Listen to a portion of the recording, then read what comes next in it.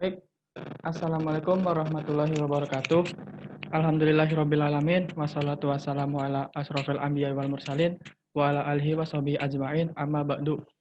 Pertama-tama dan yang paling utama, marilah kita panjatkan puji syukur atas kehadirat Allah Subhanahu wa taala yang telah memberikan nikmat dan kesempatannya sehingga kita bisa berkumpul dan dapat presentasi di hari ini yang penuh dengan hikmat. Salawat serta salam kita berikan kepada Nabi besar Muhammad SAW yang telah membawa kita dari zaman jahiliyah menuju zaman yang penuh ilmu ini. Baiklah, dalam pembahasan materi presentasi kali ini, izinkan saya dan kelompok saya untuk membicarakan sedikit mengenai apa itu hukum belajar Al-Quran. Adapun anggota-anggota dari kelompok 4 ini yaitu yang pertama Hilmi Muhammad Habib, yang kedua Muhammad Andika Febrian, yang ketiga Muhammad Husni Nasrul Haq, yang keempat Noval Akmal Fauzan, dan yang kelima Kendra Indra Putra.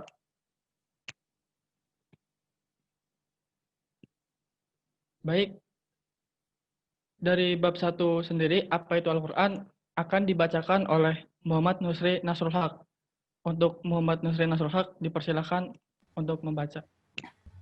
Al-Quran menurut bahasa adalah bentuk masdar dari qira'a, yang artinya bacaan yang menjadikan sumber hukum bagi umat Islam, yang sifatnya abadi dan kekal.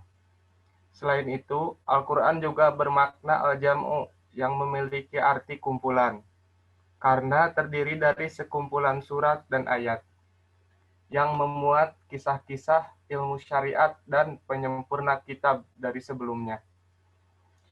Para ulama berbeda pendapat mengenai Al-Quran dalam segi bahasa, dari sisi derivasi atau istiqoq pelafalan, apakah memakai hamzah atau tidak, dan merupakan kata sifat atau kata jadian. Para ulama yang mengatakan cara pelafalannya menggunakan hamzah juga terpecah menjadi dua pendapat. Yang pertama, sebagian ulama diantaranya Al-Lihyani berkata bahwa kata Al-Quran merupakan kata jadian dari kata dasar qira'a. Kemudian kata jadian ini dijadikan nama bagi firman Allah Subhanahu wa taala yang diturunkan kepada Nabi Muhammad SAW. Dan yang kedua sebagian lagi yaitu Al-Zujaj yang menjelaskan bahwa kata Al-Quran merupakan kata sifat dari kata dasar Al-Qur yang artinya menghimpun. Kata sifat ini kemudian dijadikan nama bagi firman Allah Subhanahu wa taala yang diturunkan kepada Nabi Muhammad SAW.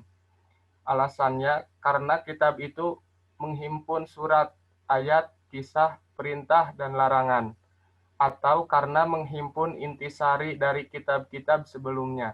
Baik, yang kedua ada hukum belajar Al-Quran yang akan dipresentasikan oleh Kendra Indra Putra. Baik, Al-Quran adalah kitab suci umat Islam, sumber ajaran agama Islam, dan pedoman bagi kehidupan manusia.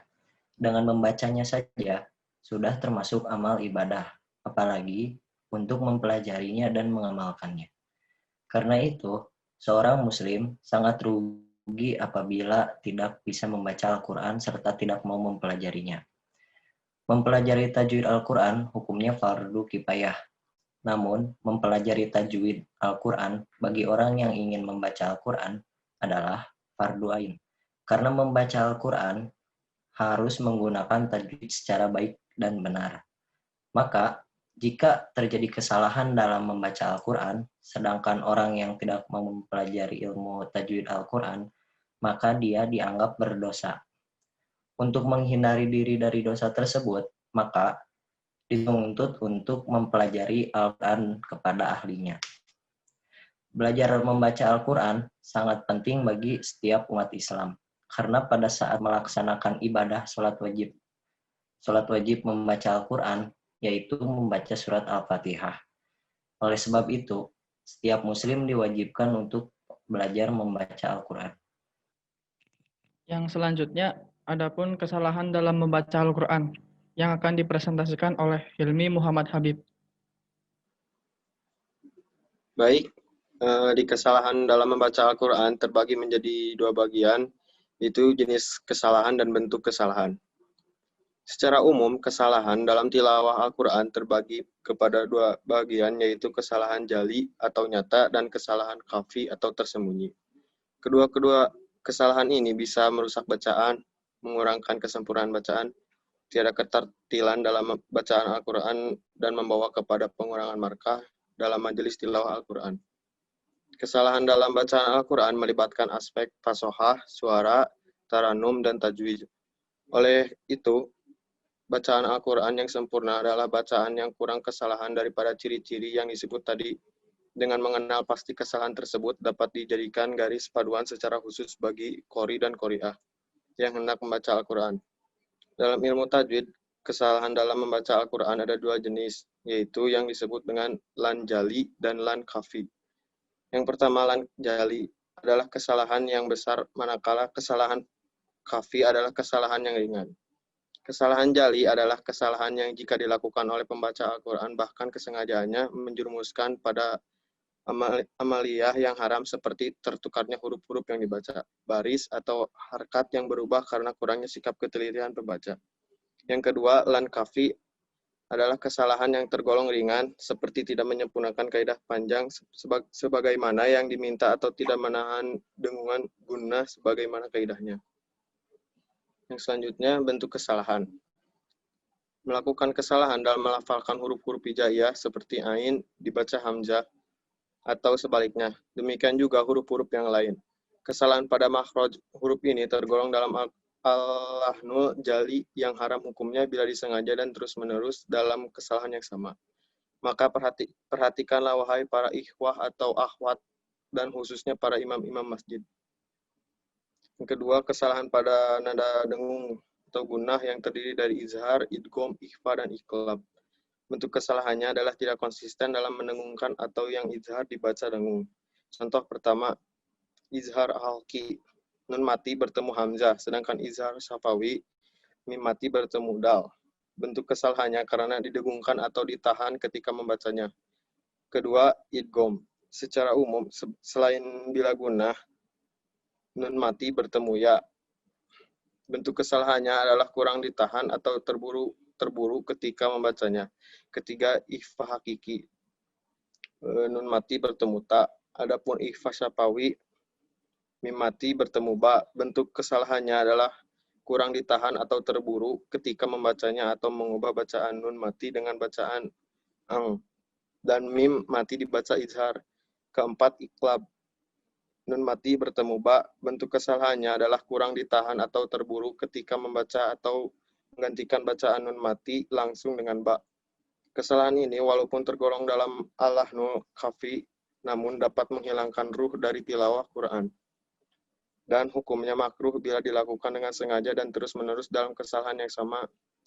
Dan termasuk kesalahan di sini yang terjadi pada syamsiyah pada nun mati. Contoh atau nun tasdid dan mim tasdid. Contoh bentuk kesalahannya adalah kurang ditahannya suara pada saat membaca syamsiyah pada nun mati atau nun tasdid dan mim tasdid. Yang ketiga, kesalahan pada huruf sakinah atau huruf-huruf sukun atau tidak berharkat a, i, u, dan qalqalah. Bentuk kesalahan yang satu ini boleh dibilang cukup fatal dan tergolong dalam al-lahnul jali yang haram hukumnya bila disengaja dan terus-menerus dalam kesalahan yang sama. Contoh pertama, kesalahan melafalkan huruf sakinah atau huruf-huruf sukun. Bentuk kesalahannya adalah bacaan an'amta dibaca an'amta, dan masih banyak lagi contoh lain. Kedua, qalqalah secara umum terdiri dari ba, jim, dal, to, qof, dan sidatul qalqalah. Contoh qalqalah dal dalam huruf qalqalah, bentuk kesalahannya adalah tidak dipantulkan pada saat dibaca sukun. Tidak terdapat a, i, u, maupun waqaf tepat pada huruf qalqalah tersebut seperti huruf dal di atas. Adapun contoh sidatul qalqalah, pada kata watoba terdapat tasdid yang seharusnya ditahan sesaat sebelum dipantulkan qalqalahnya. Adapun bentuk kesalahannya adalah dibaca seperti qalqalah biasa, bahkan lebih parah lagi adalah tidak adanya qalqalah atau dibaca pantul seperti bacaan watab. Dan yang keempat, kesalahan pada mad atau bacaan panjang. Bentuk kesalahan ini tergolong dalam dua lan sekaligus berdasarkan pembagian mad. Bacaan mad atau bacaan panjang terdiri menjadi dua. Pertama, mad asli atau mad tobi'i. Bentuk kesalahannya adalah kurang dari 2 harkat atau lebih dari 2 harkat. Agar terhindar dari kesalahan ini, maka caranya dengan diayun suara ketika membaca mad asli. Kesalahan ini tergolong al-lahnul jali yang haram hukumnya bila disengaja dan terus-menerus. Adapun mad far'i atau bacaan panjang yang cabang. Selain mad berikut ini yaitu mad lazim secara umum yang hukumnya bacaannya adalah 6 harkat. Mad sila qasiroh yang dibaca 2 harkat maupun tawilah 4 harkat. Mad badal yang dibaca 2 harkat karena ketiga jenis mad ini sangat dianjurkan oleh para ulama untuk dipatuhi hukum bacaannya. Adapun mad arid li sukun yang boleh dibaca 2, 4, bahkan 6. Mad wajib yang dibaca 4 boleh 2 harkat. Mad jaiz yang boleh dibaca 2, 4, atau 6 harkat. Mad lain yang boleh dibaca 2, 4, atau 6 harkat. Mad iwad yang seharusnya dibaca 2 harkat, dan yang lainnya. Adapun bentuk kesalahannya adalah tidak konsisten dalam membaca masing-masing mad far'i. Sehingga kesalahan ini tergolong al-lahnul khafi sekalipun demikian dapat menghilangkan ruh dari tilawah Quran. Dan hukumnya makruh bila dilakukan dengan sengaja dan terus-menerus. Dan yang terakhir, kesalahan pada bacaan panjang dan pendek. Antara bentuk kesalahan ialah memanjangkan dengan kadar yang lebih dari sepatutnya. Memanjangkan huruf yang tidak sepatutnya panjang. Mad lazim kalimi mutakol tidak dipanjangkan 6 harkat. Tidak menyamakan kadar panjang antara mad munfasil tidak dipanjang 4 atau 5 harkat. Mad mutasil tidak dipanjang 4 atau 5 harkat. Memendekkan huruf yang sepatutnya panjang. Mad lazim harfi mukhafaf tidak dipanjangkan 6 harkat. Mad asli tidak dipanjangkan 2 harkat. Mad silah kubro tidak dipanjangkan 4 atau 5 harkat. Mad asli harfi tidak dipanjangkan 2 harkat. Mad lazim harfi muhaqqaq tidak dipanjangkan 6 harkat. Dan mad badal tidak dipanjangkan 2 harkat. Baik, yang selanjutnya, yang keempat, yaitu hukum tajwid akan dipresentasikan oleh Muhammad Andika. Baik, bismillahirrahmanirrahim. Saya Muhammad Andika Febrian, di sini akan meneruskan submateri dari presentasi kami, yaitu hukum tajwid. Sebelumnya, mengapa kami memasukkan hukum tajwid? Karena kami sebelumnya sepakat dalam mempelajari Al-Quran, terlebihnya tidak afdol jika tidak membicarakan tentang hukum tajwid.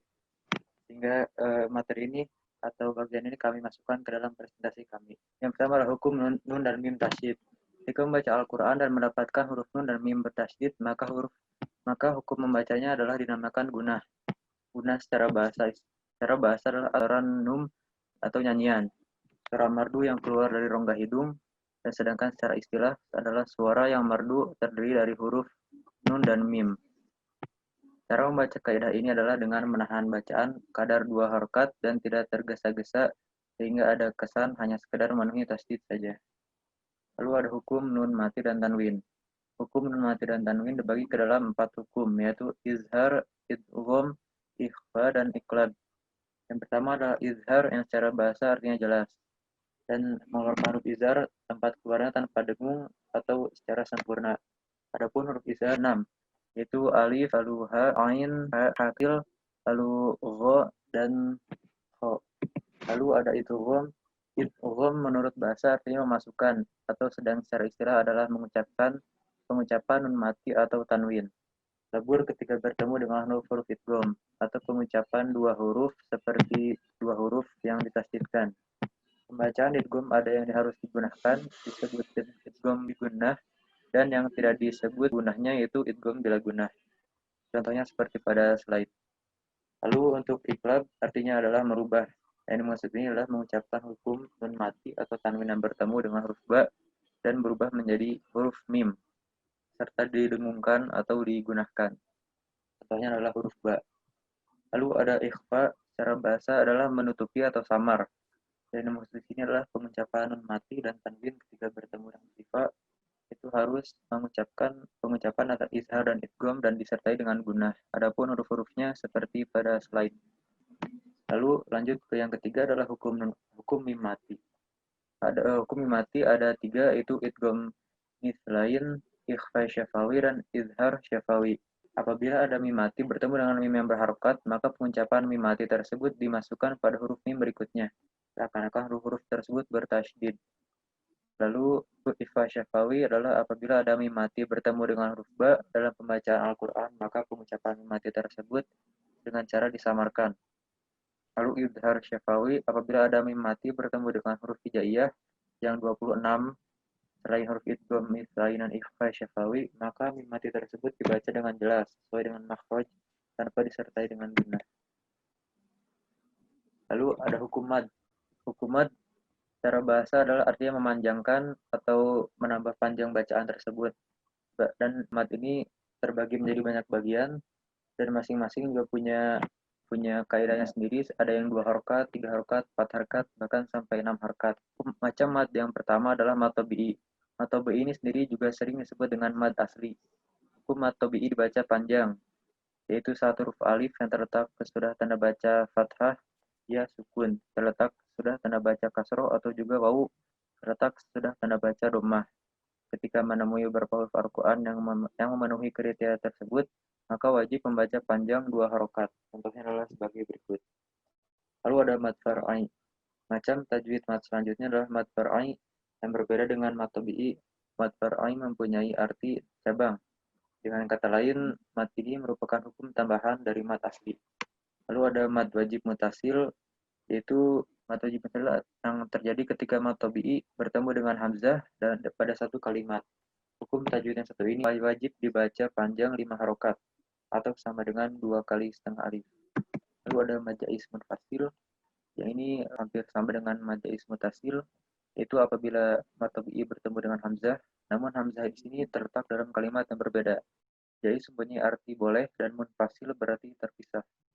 Dalam hukum baca ini, mad jaiz munfasil bisa dibaca seperti mad wajib atau boleh juga seperti mad tabi'i biasa. Lalu ada mad lazim mutsaqqal kilmi, itu contohnya secara singkatnya adalah hukum ini dibaca secara 3 kali mad tabi'i atau sekitar 6 harokat. Lalu ada mad lazim mukhaffaf kilmi, yaitu mad yang dibaca secara 6 harokat. Ada mad lain. Mad lain ini adalah macam tajwid dari mad far'i juga, yang itu ketika sudah berharokat fathah, wawu, sukun atau ya sukun, dan dibaca secara lunak. Lalu ada mad tarid li sukun, dan ini adalah mad yang dibaca ketika terdapat wakuf atau tanda berhenti. Dan cara membacanya juga ada 3 macam, yaitu ada bisa dibaca 4 harokat, 2 atau 2 kali mad tabi'i, dan juga bisa 6 harokat. Lalu ada mad silah qasirah, yaitu mad yang ketika ada ha domir, tepatnya pada ha sebagai huruf hidup atau huruf yang berharokat, dan dibaca panjang seperti mad tabi'i. Ada mad silah tawilah, ini macam dari mad far'i dan cara membacanya sama seperti mad jaiz munfasil. Ada mad iwad yang termasuk juga dalam macam tajwid mad far'i, dan ini dibaca seperti mad tabi'i. Ada mad badal. Mad badal ini terjadi saat tanda baca hamzah bertemu dengan mad, dan cara membacanya adalah dipanjangkan seperti membaca mad tabi'i. Ada mad lazim harfi musyabba, lalu mad lazim harfi mukhaffaf, ada mad tamkin, lalu ada mad farq. Lalu untuk bagian yang kelima adalah hukum alif lam atau lam ta'arif. Dalam hukum alif lam ini dibagi menjadi 2 bagian, yaitu ada alif lam qamariyah dan alif lam syamsiyah.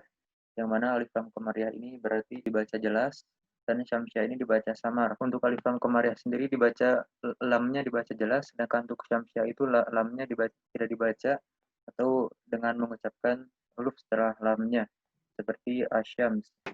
Baik, terima kasih. Itu penjelasan dari saya dari hukum tajwid. Mohon maaf atas segala kekurangannya. Baik, adapun fadilah mempelajari Al-Quran. Dalam membaca Al-Quran sendiri, banyak sekali keutamaannya, baik secara khusus maupun secara umum. Sebagaimana yang diriwayatkan oleh An-Nu'man Ibnu Bashir, yang artinya Rasulullah Shallallahu Alaihi Wasallam bersabda, sebaik-baiknya ibadah umatku yaitu membaca Al-Quran. Hadis riwayat Al-Baihaqi. Hadis di atas menjelaskan bahwa membaca Al-Quran sendiri termasuk ibadah paling utama di antara ibadah-ibadah yang lain. Kemudian yang digambarkan dalam hadis Abu Dawud, orang mukmin yang selalu membaca Al-Quran bagaikan seperti buah yang manis serta wangi, sedangkan orang mukmin yang tidak suka membaca Al-Quran bagaikan seperti buah yang manis namun tak wangi. Selanjutnya, adapun orang fasik yang suka membaca Al-Quran digambarkan seperti buah yang aromanya wangi namun rasanya pahit.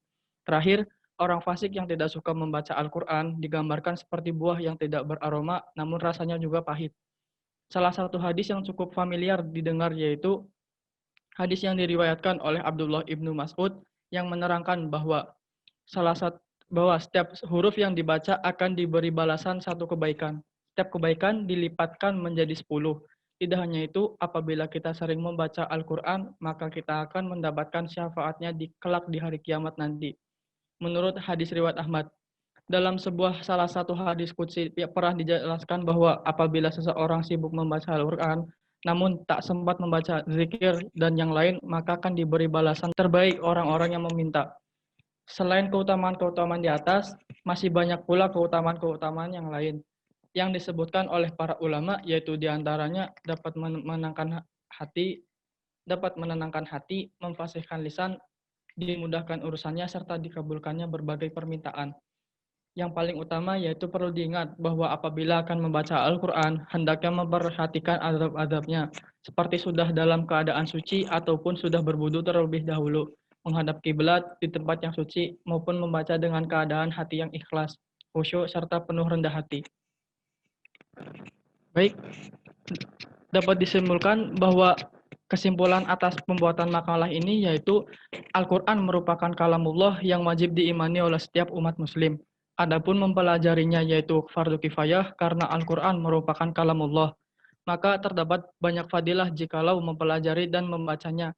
Dan perhatikan pula azab-azab kesalahan dalam mempelajari Al-Quran tersebut, agar tidak terjerumus ke dalam hal yang salah seperti penggunaan tajwid, karena penggunaan tajwid harus sesuai dengan kaidah dan ketentuan yang berlaku. Demikian isi presentasi dari kelompok kami ini. Semoga apa yang kami sampaikan dapat bermanfaat bagi kita semua. Mohon maaf, akhirul kalam, subhanakallahu wa bihamdika asyhadu alla ilaha illallah, anta astaghfiruka wa atubu ilaik, wallahu muwaffiq ila aqwamit thoriq. Wassalamualaikum warahmatullahi wabarakatuh.